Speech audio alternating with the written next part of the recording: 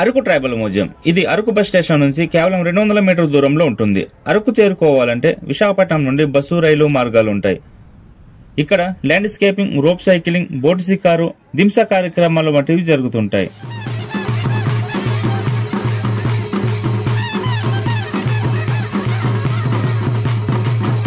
ఈ వీడియోని లైక్ చేసి చివరి వరకు చూడడానికి ప్రయత్నించండి. మంచి ఇన్ఫర్మేషన్ ఉంటుంది. అరకులో అందమైన అడవులతో కూడిన కొండల ప్రాంతం, అందమైన పర్వతాలు, దట్టమైన అడవులు. ఈ యొక్క ప్రాంతంలో అనేక కొండజాతి ఆదివాసులు అడవిని ఆధారపడి జీవనం సాగిస్తుంటారు. ఇక్కడ అందమైన కొండ అడవుల్లో నివసించే ఆదివాసులను చూడవచ్చు. Araku tribal museum. అడవి ప్రాంతాల్లో ఉండే గిరిజనులు జీవనశైలి విభిన్నంగా ఉంటుంది. వారి సంస్కృతి సాంప్రదాయాలు అబ్బురపరుస్తుంటాయి.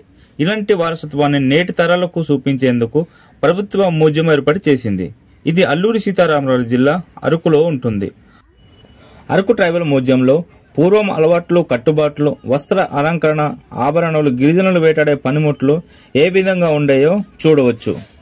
ఇందులో మరి ముఖ్యంగా వారి జీవన శైలిని, పూర్వం పద్ధతులను ప్రజలకు తెలియజేసేలా ఏర్పాటు చేశారు. గిరిజనులు పూర్వం వినియోగించిన పనిముట్లు. ఇందులో మరి ముఖ్యంగా ఆనాటి గిరిజనులు జీవనశైలి, వేట విధానాన్ని తెలిపే వస్తువులను, చిత్రాలను పర్యాటకులకు ఆకట్టుకునేలా చిత్రీకరణ చేసి ఉంచారు. ఆనాటి గిరిజన మహిళలు చెవులు, ముక్కు, మెడ నిండా పూసలతో అలంకరణ చేసుకుని ఉంటారు. కాళ్ళకు, చేతులకు ఇత్తడి కడియాలతో ముచ్చటగా కనిపించేవారు. అడవిపై సాంప్రదాయమైన పోడు వ్యవసాయం మొదలైన వాటిపై ఆధారపడి జీవనం సాగిస్తుంటారు. ఆదివాసులు ప్రత్యేకమైన మత విశ్వాసాలు కలిగి ఉండి ప్రజలను, గ్రామాలను, ప్రకృతిని కాపాడడానికి నివాస పరిధిలో గ్రామ దేవత అయిన శంకుదేవుడిని నిర్మించుకుని ఉంటారు. ఆ దేవుడి మీదే భారం పెడతారు. అలాగే ఆదివాసులు పంటలు కాపాడడానికి శంకుదేవుడిని, నందిదేవుడిని పూజిస్తారు. గ్రామాల్లో ప్రజలకు, పెంపుడు జంతువులకు వ్యాధులు రాకుండా పోతురాజు, గంగమ్మ తల్లి, ఇతర దేవుళ్ళు, దేవతలను పూజిస్తారు. ఆదివాసీ గ్రామాల్లో జరిగే మంచి, చెడు, కష్టాలు అన్ని గ్రామ కంఠం దగ్గర చర్చించుకుంటారు. ఆదివాసీ ప్రాంతంలో ఒక్కొక్క తెగకు ఒక్కొక్క భాషను కలిగి ఉంటారు. వీరి భాష, సంస్కృతి, సాంప్రదాయాలు అబ్బురపరుస్తుంటాయి. వీటన్నిటితో పాటు స్వయం ప్రతిపత్తి గల న్యాయ వ్యవస్థ కూడా ఉంటుంది. కుటుంబ తగాదాలు లేదా వ్యవసాయ తగాదాలు, పక్క గ్రామాల వాళ్ళతో తగాదాలు జరిగినప్పుడు ఈ నాయుడిని సంప్రదిస్తారు. నాయుడు అంటే గ్రామ పెద్ద. ఈ గ్రామ పెద్ద గ్రామ ప్రజల సమక్షంలో తీర్పుని, న్యాయాన్ని ఇస్తాడు. నేటికి ఇవి జరుగుతున్నాయి. గ్రామంలో ఒకరిని నాయుడుగా నియమించుకుని ఉంటారు. వీటితో పాటు గ్రామంలో గ్రామ పూజారి ఉంటాడు. గ్రామంలో జరిగే కష్ట సుఖాలు, పండగలకు, పెళ్లిళ్లకు ముహూర్తాలు నియమిస్తాడు ఈ పూజారి. గ్రామ నాయుడు, పూజారి బాధ్యతలు వారసత్వంగా కొనసాగుతాయి. ఈ బాధ్యతలను చాలా గౌరవంగా భావిస్తారు ఈ పూజారి, నాయుడు. పూర్వం ఆదివాసులకు వేట అనేది జీవనాధారంగా ఉండేది. పూర్వం ఆదివాసులు వారి పూర్వీకుల నుండి వస్తున్న పండగ ఆచారాల భాగంగా అడవి నుండి వేటాడిన జంతువులను అడవి నుండి కావిడిగా మోసుకుని సాంప్రదాయ డప్పులు వాయిస్తూ గ్రామానికి చేరుకునేవాళ్ళు. గ్రామం అంతా డప్పులు వాయిస్తూ దింసనాటం ఆడి ఆ మాంసాన్ని అందరు కలిసిమెలిసి తినేవాళ్ళు. పూర్వంలో ఆదివాసులు ఇటువంటి పాత్రలను ఉపయోగించేవాళ్ళు. ఇక్కడైతే మీరు చూడొచ్చు.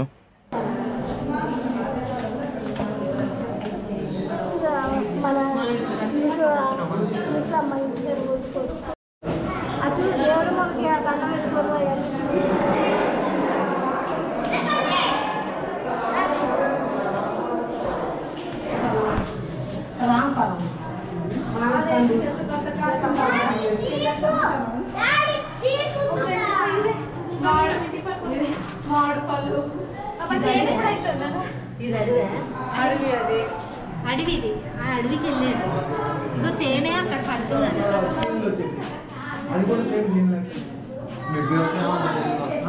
మెట్టు వ్యవసాయం అంటే తెలుగులో చెప్పు. మెట్టు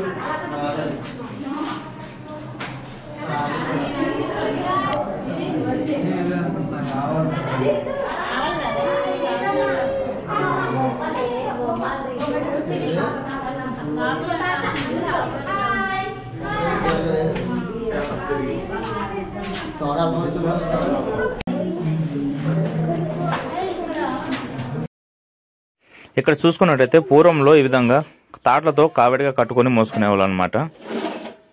ఇక్కడ మీరు చూడండి. ఇక్కడ చూసుకున్నట్టయితే గోడ మీద దీనికి ప్రతిదీ ఇక్కడ అంటించడం అయిందండి. దీనికి సంబంధించిన స్టోరీ. పూర్వంలోని ఆదివాసులకి ఈ విధంగా పెళ్లిళ్ళు అయితే జరిగేవి అనమాట. ఇక్కడే చూడండి.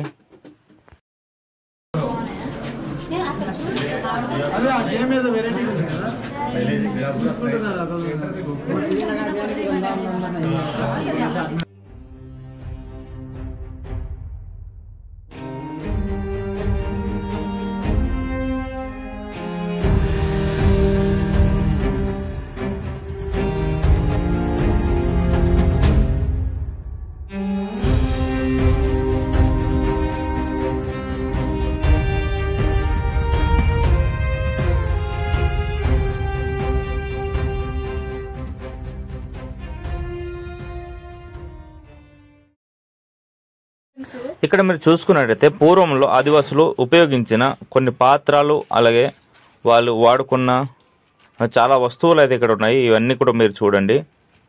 ఇదేనండి నాయ వ్యవస్థ అనమాట. ఈ నాయుడు అనమాట, ఊర్లో గ్రామ పెద్ద అయినటువంటి నాయుడు అనమాట. ఇవి నాయ తీర్పునిస్తున్నారు. ఇక్కడైతే మీరు చూడండి.